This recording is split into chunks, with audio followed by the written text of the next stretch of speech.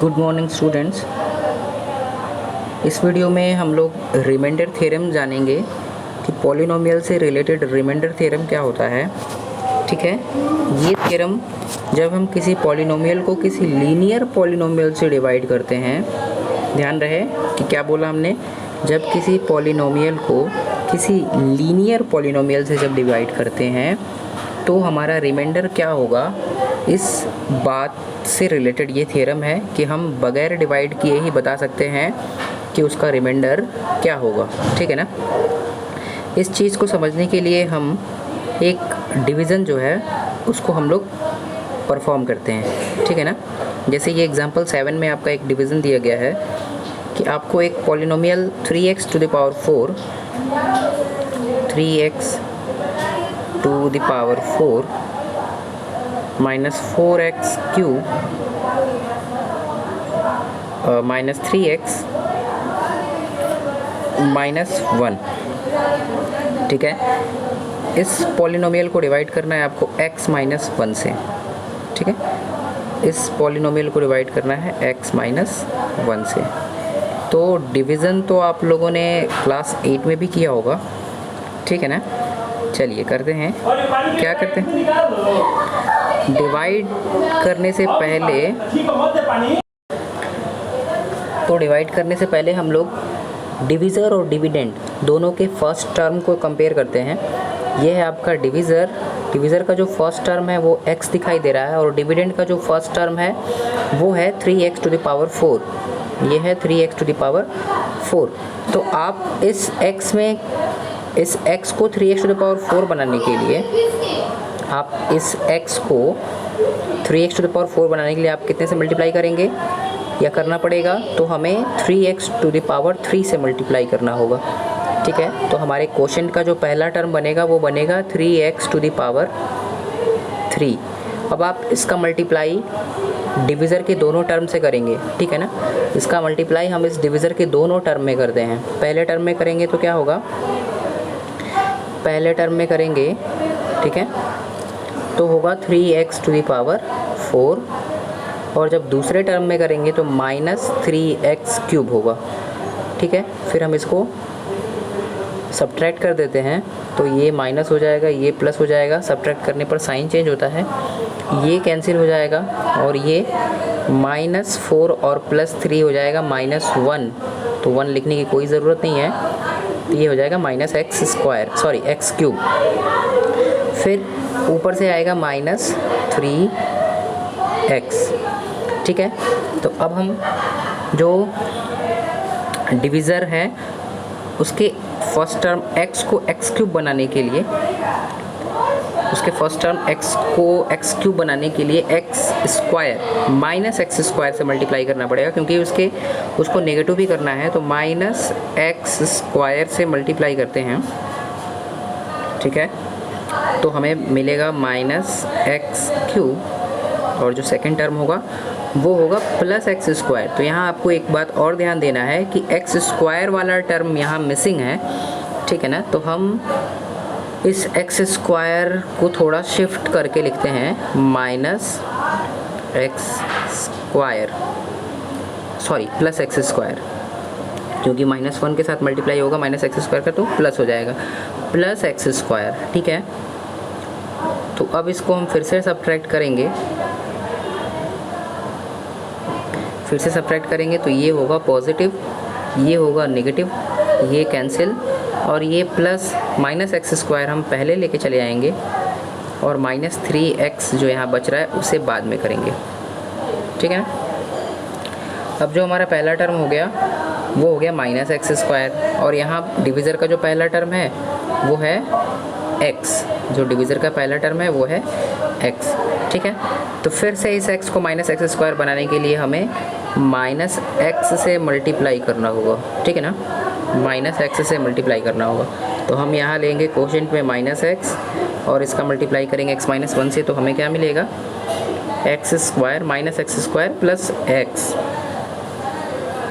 -x square plus x, और इसको subtract करेंगे तो ये प्लस ये माइनस ये कैंसिल हो जाएगा और ये हो जाएगा -4x। और ऊपर आपको -1 भी दिख रहा होगा, ये -1, ये आप यहाँ पर उतार सकते हैं, इसको उतारना होगा, ठीक है ना, -1। अब हमारे डिवीज़र का जो पहला टर्म है वो है x, ठीक है ना, हमारे डिवीज़र का जो पहला टर्म है वो है x, और यहाँ पर जो डिविडेंड बन गया वो -4x, तो इसको ऐसा बनाने के लिए हम -4 से मल्टीप्लाई करेंगे, ठीक है। तो कोशेंट में एक टर्म और आ जाएगा -4, और इसको मल्टीप्लाई करेंगे हम x के साथ, तो ये हो जाएगा -4x +4, ठीक है। तो जब हम इसे सब्ट्रैक्ट करेंगे तो ये नेगेटिव से हो जाएगा पॉजिटिव, ये पॉजिटिव से हो जाएगा नेगेटिव, ये कैंसिल, और ये -5 आ गया, तो ये होगा हमारा रिमाइंडर, ठीक है। तो डिवीज़न एल्गोरिथम में कौन सी चीज़ क्या होती है आपको पता है, ये हो गया आपका रिमाइंडर, ये होता है हमारा डिवीज़र, ये होता है हमारा कोशेंट, और ये जो बीच वाला है इसको हम लोग कहते हैं, ये जो बीच वाला है इसको हम लोग कहते हैं डिविडेंड, ठीक है, ये कोशेंट, और ये हो गया आपका डिवीज़र, ठीक है। तो यहाँ पर आप देख रहे हैं कि डिवीज़र जो है वो लीनियर है, तो हम इसके साथ रिमाइंडर थ्योरम भी अप्लाई कर सकते थे। रिमाइंडर थ्योरम से ये जो रिमाइंडर है वो बहुत ही आसानी से पता कर सकते थे बिना इस डिवीज़न को परफॉर्म किए, ठीक है। आइए जानते हैं कैसे।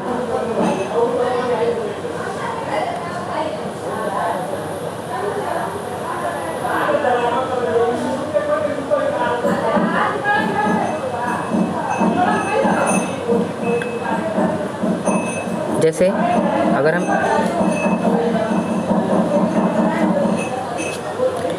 अगर हम इसी एग्ज़ाम्पल में अगर हमें सिर्फ रिमाइंडर को फाइंड करने में इंटरेस्टेड हैं तो हम क्या कर सकते थे, ये आपका गिवन पॉलिनोमियल है 3x⁴ -4x³ -3x -1, और ये आपका डिवीज़र है x-1। तो आप इस डिवीज़र को 0 के इक्वल कीजिए, तो यहाँ से आपको x की कोई वैल्यू मिलेगी, इसको सॉल्व करने पर x का वैल्यू आ रहा है 1। अब इस x की वैल्यू को आप इस पॉलिनोमियल में पुट कर दीजिए, ठीक है ना, putting in given polynomial,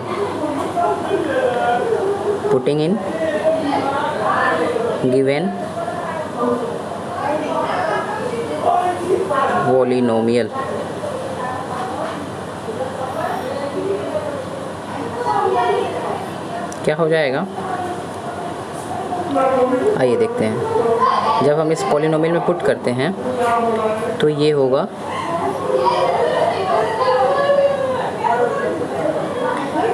3 × x⁴ यानी 1 के पावर 4 माइनस 4 × 1 पावर 3 × 1 -1, ठीक है।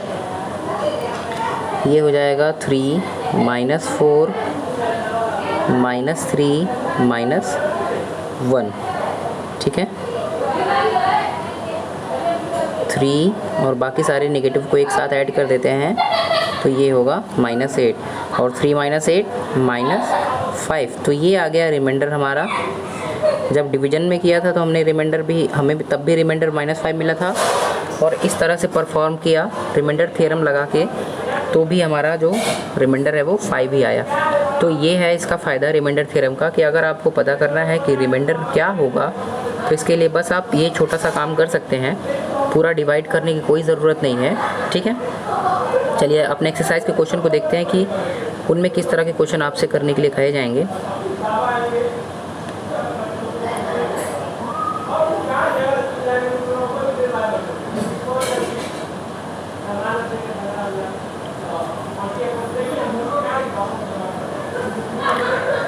जो एक्सरसाइज 2.3 है उसका फर्स्ट क्वेश्चन है find the remainder when this is divided by x plus 1, x minus 1/2, x plus pi, 5 plus 2x। यानी ये अलग अलग हैं सारे क्वेश्चन। एक बार आपको बारी बारी से डिवाइड करके बताना है, तो डिवाइड नहीं करना है आपको, यहाँ पर आप रिमाइंडर थ्योरम लगा के सिर्फ यूज़ कर, केवल रिमाइंडर आप बताना है, ठीक है ना। तो क्या करेंगे हम, जब हम गिवन पॉलिनोमियल को x प्लस 1 से डिवाइड करेंगे तो हमारा रिमाइंडर क्या होगा, ये जानने के लिए हम उस डिवीज़र को 0 के इक्वल करेंगे। जैसे जब हम x प्लस 1 को 0 के इक्वल करेंगे तो x का वैल्यू क्या आएगा, x का वैल्यू आएगा -1। अब ये वैल्यू आप उस पॉलिनोमियल में पुट कर दीजिए। जैसे पॉलिनोमियल है x³ 3x² 3x प्लस 1, तो आप इसमें x की जगह पे -1 पुट करेंगे। -1 cube 3 into -1 square 3 into -1 plus 1, तो ये होगा -1 प्लस 3 -3 प्लस 1। ये -1 प्लस 1 से बैलेंस हो गया और ये +3 -3 से बैलेंस हो गया, ठीक है। तो इस तरह से हमें मिला 0। तो इस पॉलिनोमियल की वैल्यू 0 आ रहा है, तो रिमाइंडर क्या हो जाएगा, x प्लस, जो रिमाइंडर हो गया वो 0 हो गया जब हम इस पॉलिनोमियल को x प्लस 1 से डिवाइड कर रहे हैं, ठीक है। सिर्फ आपको रिमाइंडर ही फाइंड करना है। आप इस तरह से बाकी क्वेश्चंस को कीजिए। जो सेकंड क्वेश्चन है find the remainder when this is divided by x minus a, इसको देखते हैं।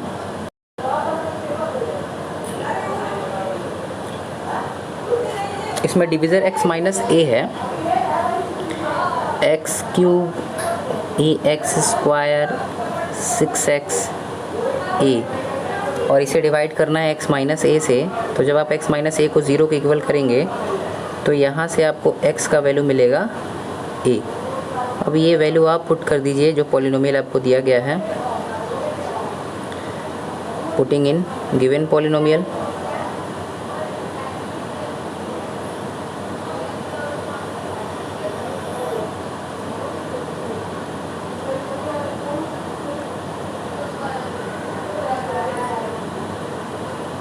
क्या हो जाएगा, a to the power 3 a into a to the power 2 6 into a minus a। ये क्या हो जाएगा, a³ माइनस, इन दोनों का मल्टीप्लाई होगा तब ये भी a³ बन जाएगा, प्लस 6a और माइनस a, ये कैंसिल हो गया। 6a में से 5a, 6a में से a माइनस करेंगे तो क्या मिलेगा हमें, 5a। तो यही हमारा क्या होगा, रिमाइंडर होगा। ओके, चलिए जो आखिरी क्वेश्चन है क्वेश्चन 3, उसमें क्या करना है हमें,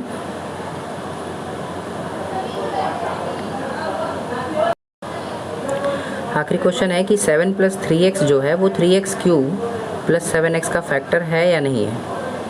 3x³ प्लस 7x का फैक्टर है कि नहीं है, ठीक है। तो अब क्या करेंगे, ये फैक्टर होगा कि नहीं होगा,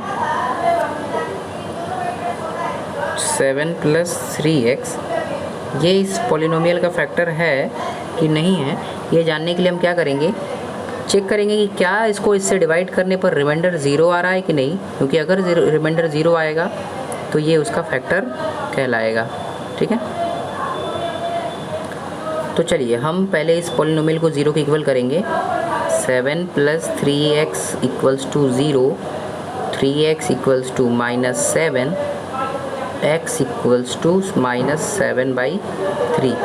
अब आप ये x की वैल्यू पुट कीजिए जो पॉलिनोमियल गिवन है, ठीक है ना। तो putting in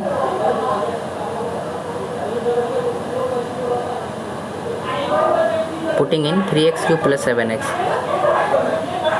3x³ plus 7x put करें।